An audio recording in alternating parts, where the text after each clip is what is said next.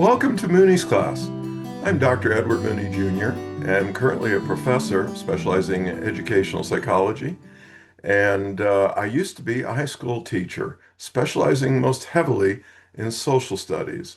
I used to teach world history, U.S. history, government, and economics. And I started this podcast because a number of my former students have been writing to me. They remember the lessons I taught for many years, mostly in California, about how our government works, about what has happened in history, world and US. And they're seeing some contradictions in modern news. So I thought I would reach out and try to bring people up to speed on a lot of things I taught, and I still stand behind. So let's get into it with this week's topic.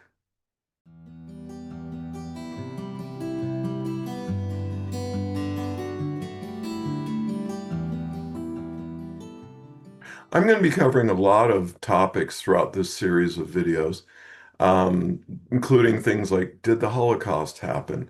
What was slavery really like? What was racism like in the United States? Did we have things like the KKK and stuff like that? Have minorities been repressed in this country? I'm going to talk about a lot of things that we just don't seem to want to be talking about now. But before I get into that, in this first video, I want to tell you a secret about how you can understand history, economics, and government. And I think a lot of the times I'm seeing that people are not going to these things. And what are they? They're called primary sources. What are those? For example, actual letters written by the real people who experienced these things, actual documents. The most famous, of course, in American history would be things like the Constitution. What is actually in the Constitution? I'm going to cover that in a new video soon. But I really want to force everyone, and I do mean force, to start looking at primary sources, not what a host of a media or news source said, but go to the primary sources. Yes, I know we're using this term a lot, but fact check. You've got to do that. Today, there's so many people spinning things in many different directions that we're kind of confused. How do you deal with that? You go back to primary sources.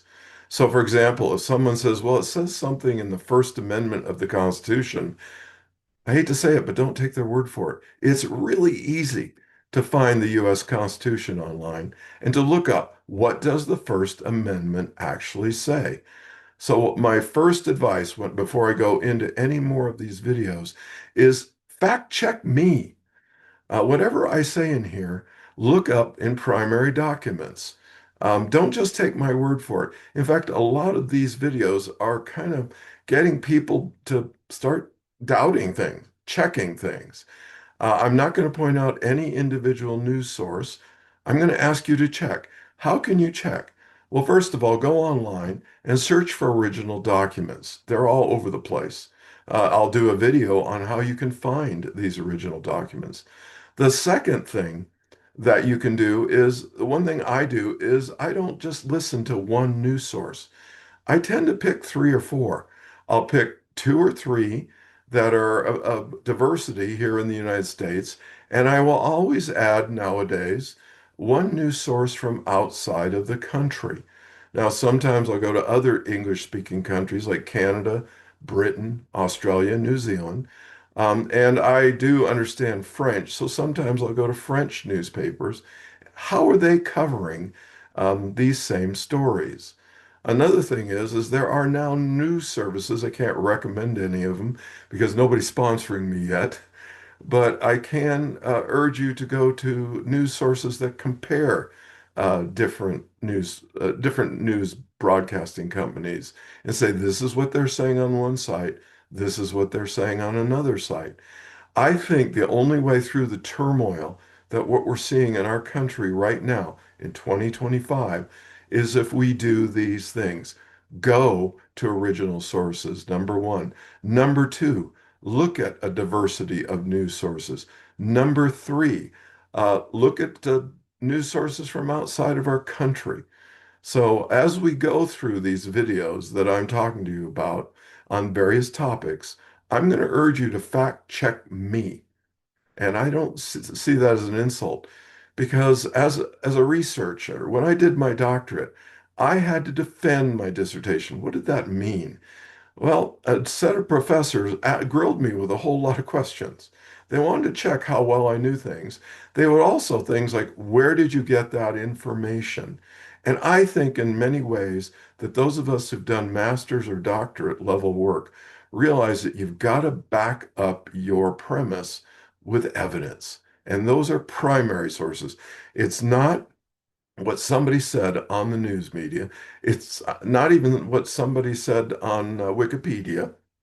Go to the original sources, find the truth. Say the evidence says, and then mention directly.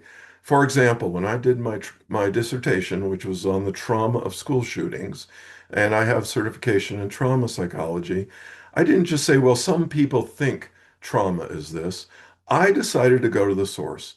One of my main sources was Dr. Bessel van der Kolk, who wrote The Body Keeps the Score, a very outstanding book, which I recommend.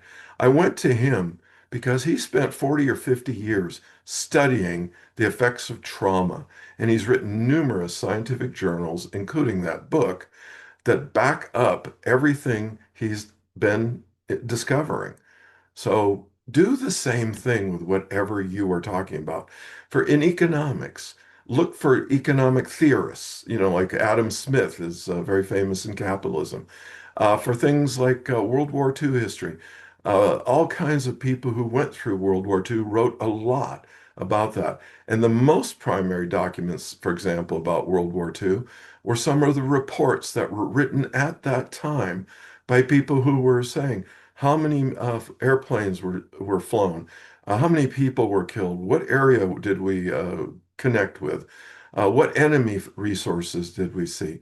Go to actual primary sources. Is that a lot of work?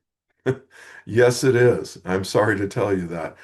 But unfortunately, there are people that are betting on the fact that you're not going to fact check them. You're not going to go out and see, did this really happen? Are those numbers really right? And another thing I'm concerned about is any political leader who fires somebody who brings them information that they don't like. I hate to tell you this, but as a history teacher, the one thing I told my students constantly, we're going to talk about things that we don't like. There is no perfect American history. We've had ups and we've had downs. We've done things right and we've done things wrong.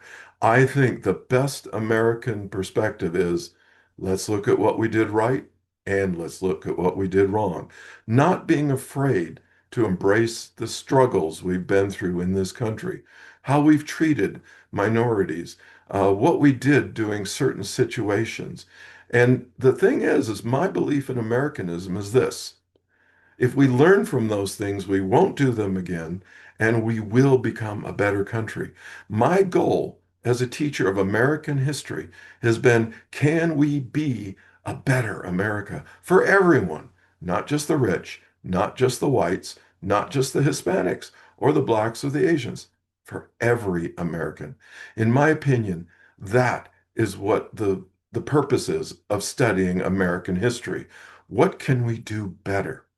Well, signing off here on episode 1 of Mooney's class, I'm Dr. Edward Mooney Jr., and please give me a contact. You'll see my information on the screen. You can usually find me at edwardmooney.net.